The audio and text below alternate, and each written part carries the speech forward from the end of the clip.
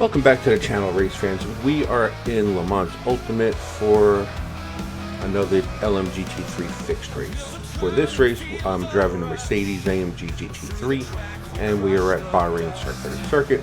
I'm not very familiar with, and to make things even worse, this race is something I normally tell people not to do, especially if you're learning a new title or a new car, new track. When I decided to do this race, there was only about 3 or 4 minutes for race registration, and I threw caution to the wind, jumped straight into the race, and let's take a look at what happens. Oh, and by the way, my lovely force feedback issue that reared its ugly head during this race. And yeah, so let's take a look at my qualifying lap and where we're going to start on the grid.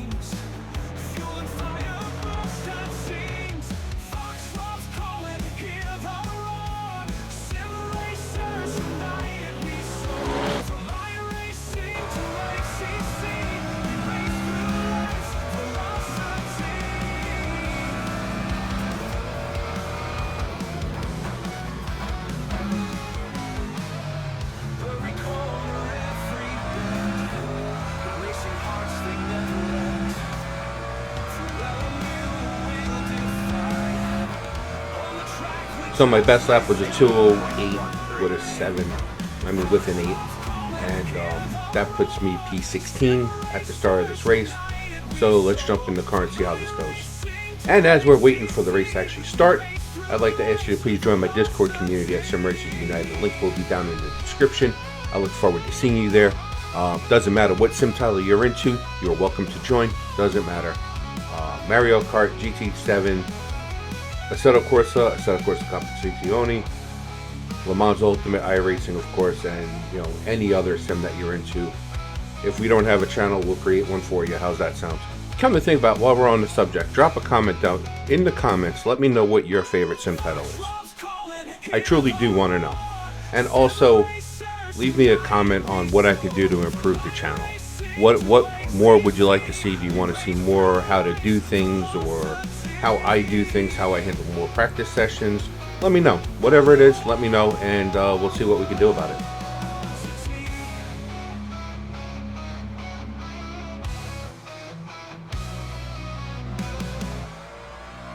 So everybody's always telling me to use the speed limiter to keep on the formation lap. And when I was doing it in this race, I kept falling too far behind the cars ahead of me. So I don't know if maybe you just need to set it when it tells you to maintain speed, or what. I mean, at Algarve, I did it right from the start and it was fine, but for whatever reason at Bahrain, it had me further behind other cars.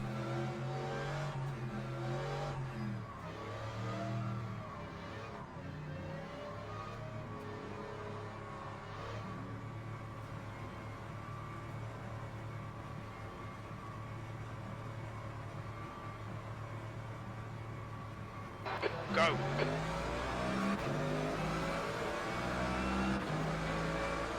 On your right. Hold your line. Clear right. On your right. 3 wide, you're on the left.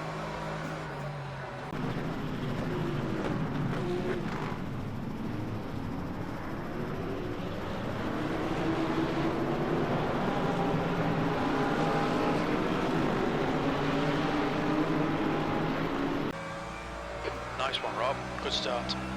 So I did actually have a pretty good start right from the start, but going into turn 1, I did back out of it because I was going to try to make a move on the white Mustang, but decided against it because I didn't want to get into any carnage in turn 1. So I figured play it safe and just roll with it.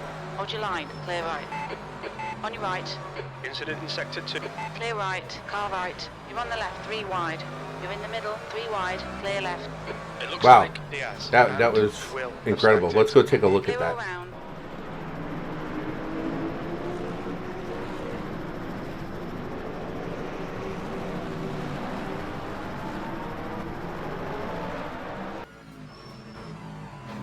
Left side. I messed up, guys.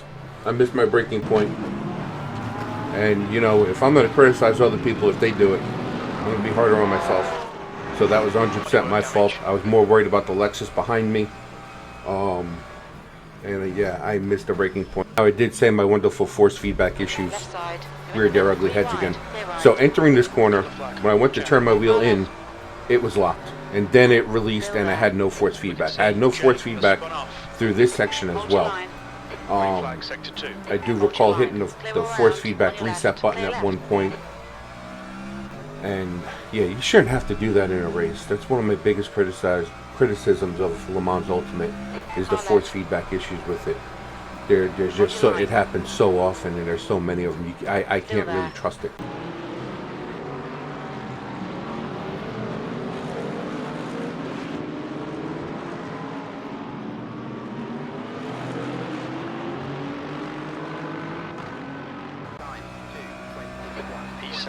Car right.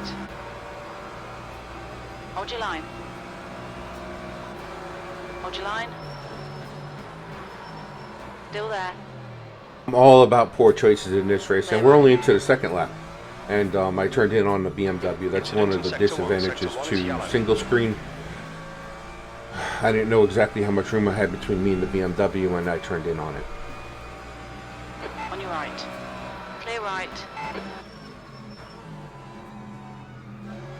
On your right. Clear right. All right, Rob. The next car is Edward.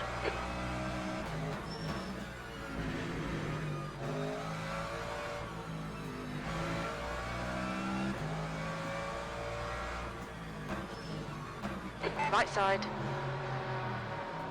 Hold your line. Clear right. Yellow flag.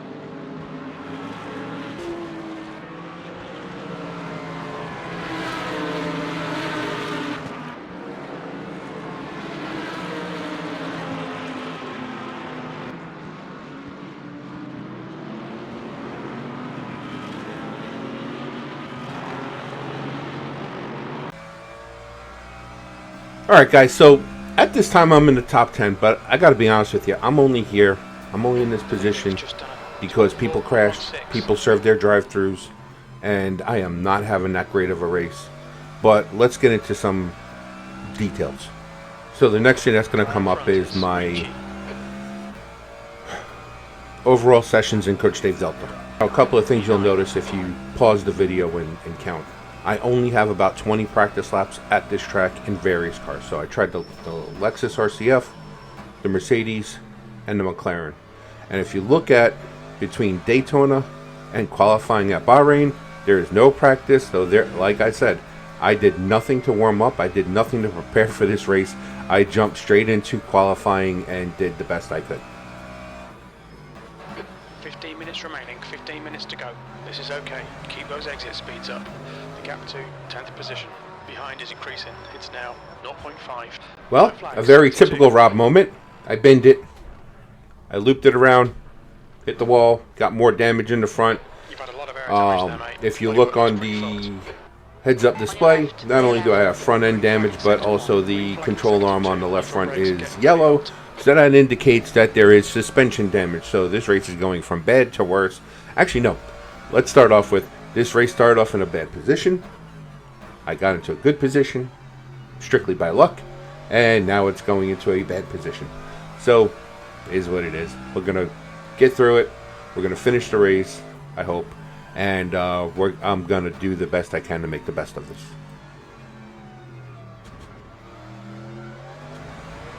Yellow flag. Left side. Hold your line. We think. Reach. Spin it. Clear left. Green flag in sector 2. Oh, fuck's sake, Rob. Come on, mate. Defend your position.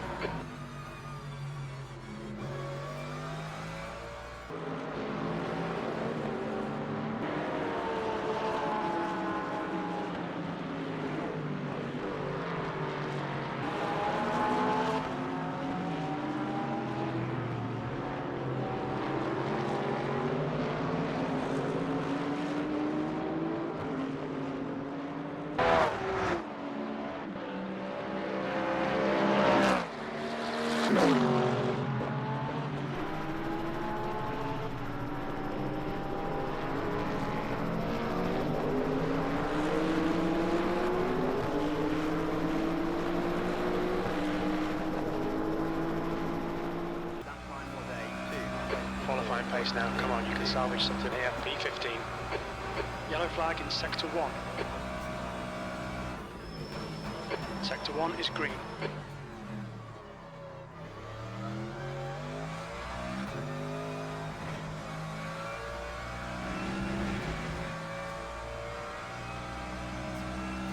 Track limits, watch those lines.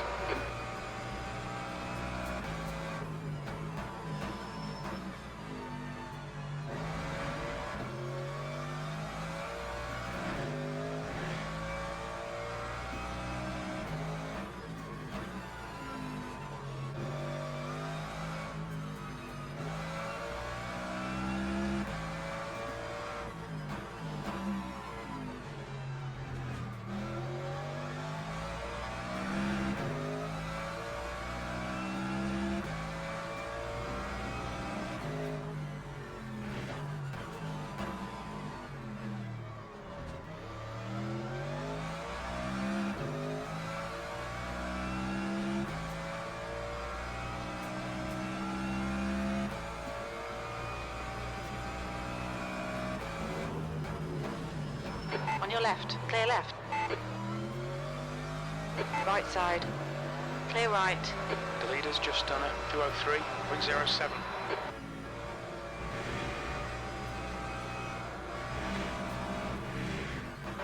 Your brake temperatures are looking good.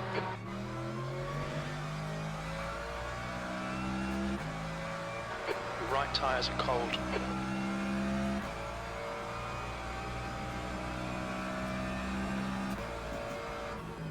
Yellow flag in sector 1. We think arena has gone off. Green flag sector 1.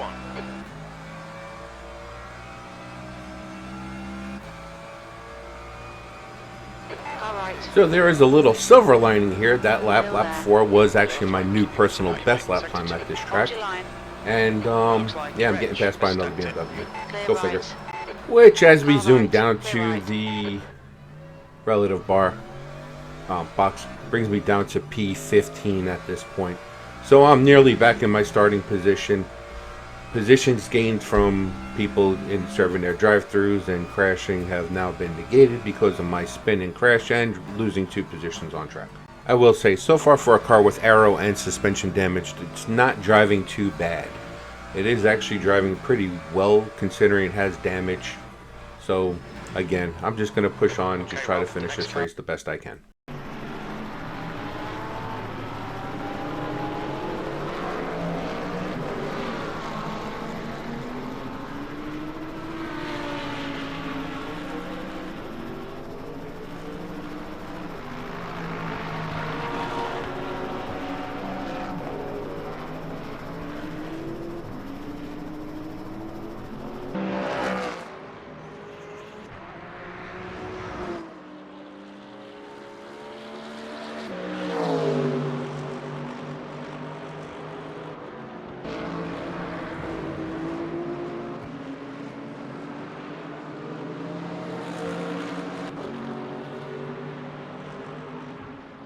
Now, looking at the car from the trackside footage, does it look like there's any front end damage? I mean, the splitter looks intact, the front bumper looks intact, doesn't look like there's any body parts missing. But yet, it's showing front end damage in the heads-up display.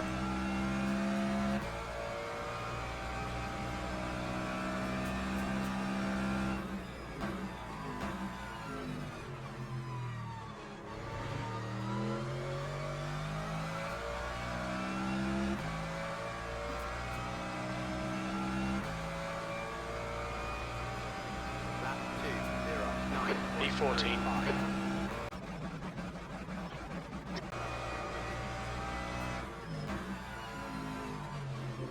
Okay, Rob, 5 minutes to go, 5 minutes left. There'll be chances here. Let's make sure we can take them. Alright guys, so I skipped a few laps there, and then when we cut back to the race, I binned it. Again, it comes back to the force feedback issue. When I went to turn into the corner, my wheel felt like it was locked up again, and then it suddenly let go. And that's what led to the oversteer issue. Also, it's not good when you're expecting the car to react one way. So expecting the car to turn in, you're holding the brake or getting on the throttle and expecting the car to react, and when it doesn't, it just makes it look like it's a driving issue, and it's not. Another thing you might notice is the CPU, GPU monitor on the left side of the screen. I forgot to mention about that earlier. A lot of people say my force feedback issue is related to CPU, GPU, or FPS issues. As you can see throughout this, it's pretty stable throughout the entire race.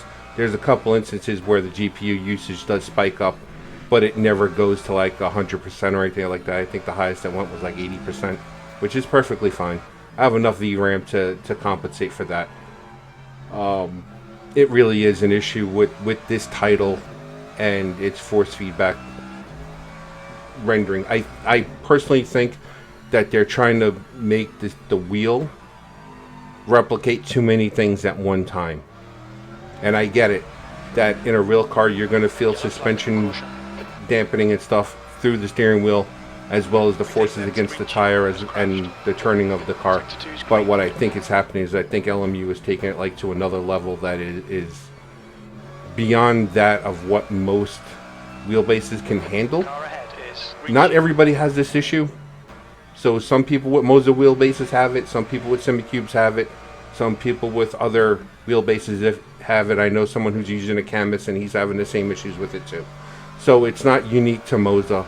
And again, I think it's something in how much detail they're trying to put into it. I think LMU ultimately will work it out, and when they do, I will say it will probably be a fantastic title.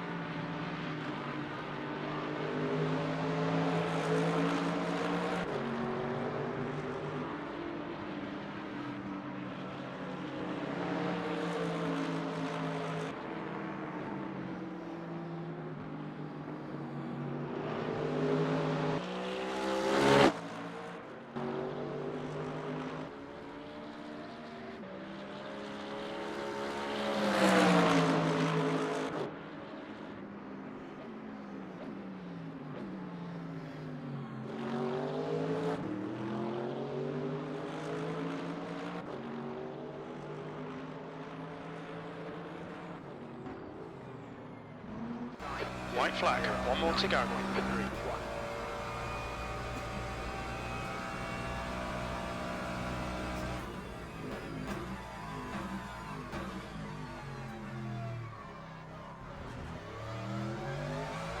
Fifteenth place is closing in. The gap is now 10 seconds. Sector 2 is yellow.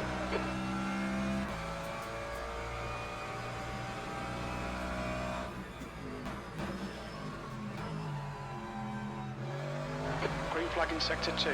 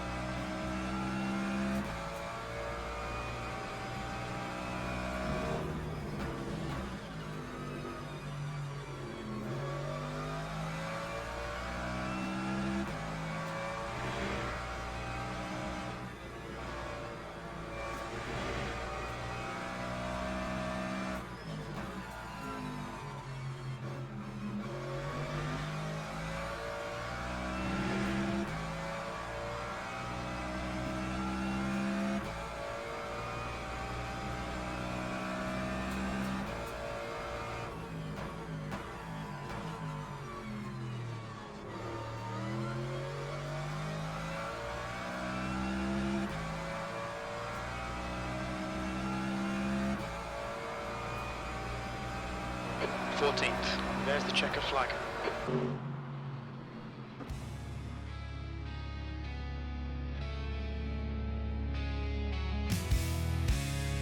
Alright, so let's have a look at the results. So obviously P14, so I gained 2 positions. Could have been more had I have not made a few, well, if I had not had the wheelbase issues and missed a brake marker here and there. Not ran into the back of a Mustang, but lost a little driver rating, gained safety rating, so I got a SR promotion, so now I should be unlocked for championships. And yeah, so I'm happy about that. I'm happy that safety rating went up, driver rating is going to go up, it's going to go down. Similar to iRating, with iRacing, you have a good result, you're going to have positive iRating. You have a bad result, you're going to have negative iRating. The only difference with how LMU does it is your qualifying actually affects your driver rating. So by me not having a good qualifying session, that really hurt me too. With that, like I said, I only did, if you remember back to the screenshot of the Coach Dave Delta, which I'll put on the screen again, I seriously did go straight from iRacing straight into Le Mans Ultimate, and I literally joined this race right before qualifying started, so there's no practice. It's qualifying then the race. So I put myself at a disadvantage here. I don't know Bahrain that well, and well, like I said, I put myself at a disadvantage. With that, hopefully you enjoyed this video, and let me know what you want to see. I'm thinking about doing like a Le Mans Ultimate video for beginners, even though I am still a beginner myself. But I figure what I've learned might help somebody else who's just beginning with Le Mans Ultimate. So yeah, let me know if I should do that down in the comments. And again, watch the next video at the end, or the next the playlist that'll be linked at the end. It'll help me out a lot. Thank you. Have a great day. Bye.